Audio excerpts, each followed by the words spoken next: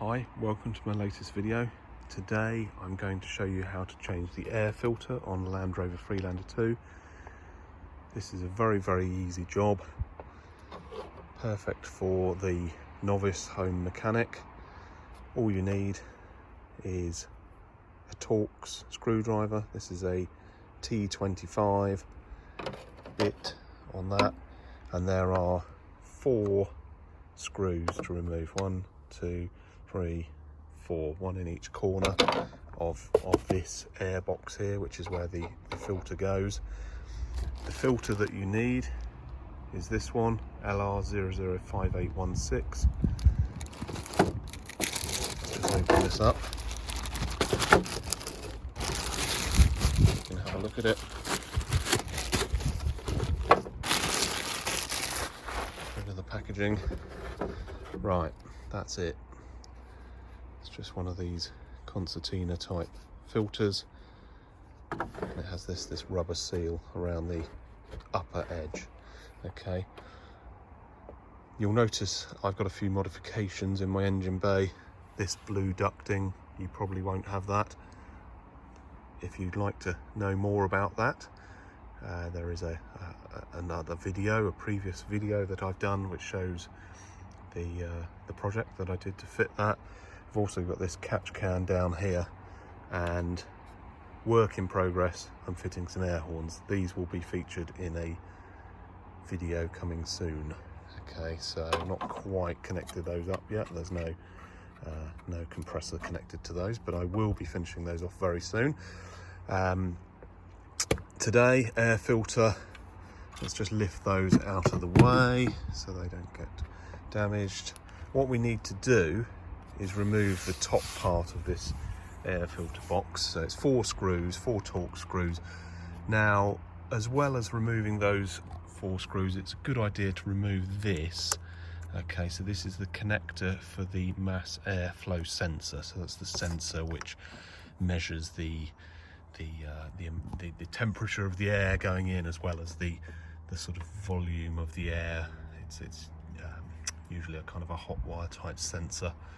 This one has 4 wires going to it, so I think it has a kind of a small heater element with thermocouple or thermistor as well, something like that. It's a sensor that fits into the air duct here.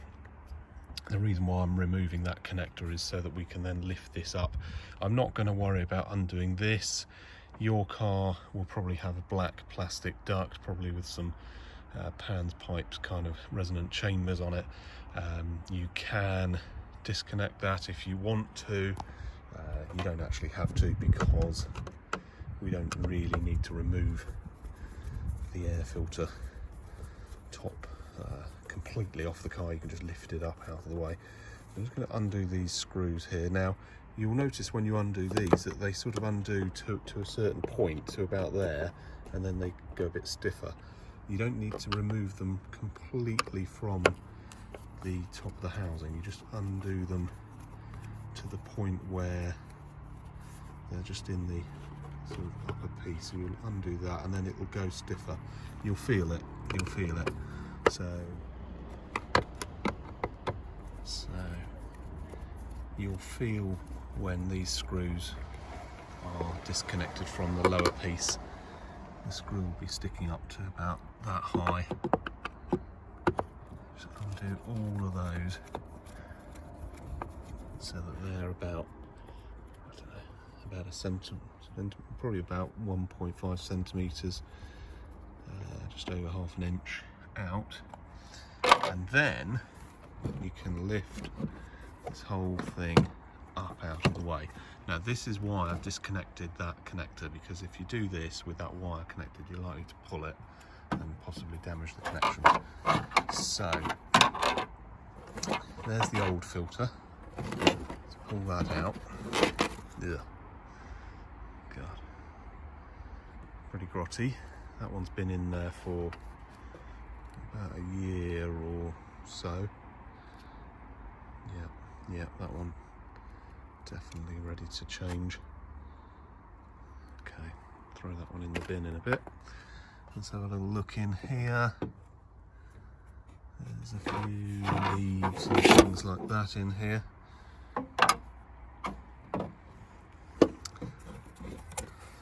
Dust and things, seeds and grass and whatever, a leaf. Now, you'll notice here a couple of scary things. Firstly, there is a tide mark around my airbox, a muddy water tide mark, which is a little worrying.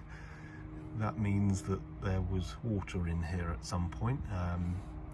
That was probably my Pentix on Salisbury Plain, where I went through a few deep puddles. Just be very, very careful, because the other scary thing is there's a hole in the bottom of the airbox. Okay, so Land Rover used to fit a rubber bung in the bottom there, and then they stopped fitting it. So worth checking yours, especially if you plan to go through any deep water. I will be doing another project at some point to do something about that hole, because I do go wading occasionally. What I'd like to do is actually put a sort of a pump or something in the bottom there with a float switch, so that it automatically expels any water from the airbox if any gets in there. I'll do that as another video. Okay, so you can see here there's bits of foam and things like that in here. That just helps with noise and probably noise reduction, and also just soaking up any wetness that kind of comes in. Yeah, okay, right, let's have a quick look under there. Again, you can see lots of watermarks there. There's that mass airflow sensor there.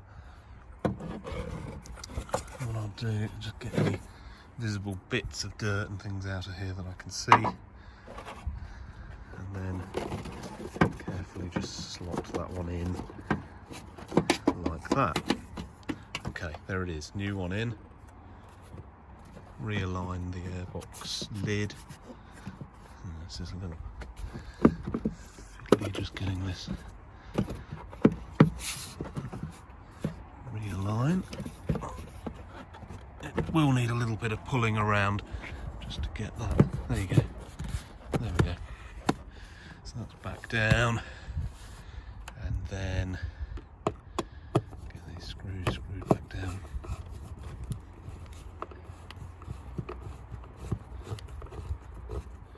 Now, don't over tighten these, they don't need to be mega tight.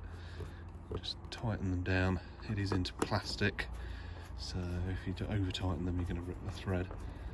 So just tighten those down until they sort of bite.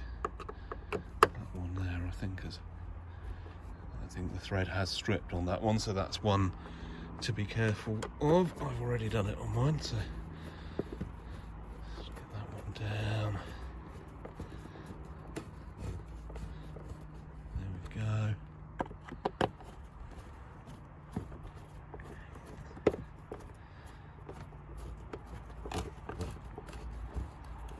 There we go. Right, that's all nice solid. Now, it is normal to have a bit of movement here. Okay, the airbox sits on rubber bungs. As long as it's pushed down and located into its sort of rubber grommet bung things that it sits on, then that's okay. Okay, that is the air filter done. Last thing, very, very important, if you disconnected this wire, don't forget to put that back in. So you push it down and then push that red thing in to lock it. Okay, so that's locked in there now. There we go. That's it. Job done. Very, very easy, very quick. Even the very inexperienced mechanic would be able to do that, no problem at all. Save yourself a bit of money. Do your servicing at home. Air filter, oil change. All of that is shown in videos that I've done so far, so hope that's useful. And don't forget to subscribe. I'll be uploading more exciting videos soon. See you in the next video. Thank you very much for watching. Bye.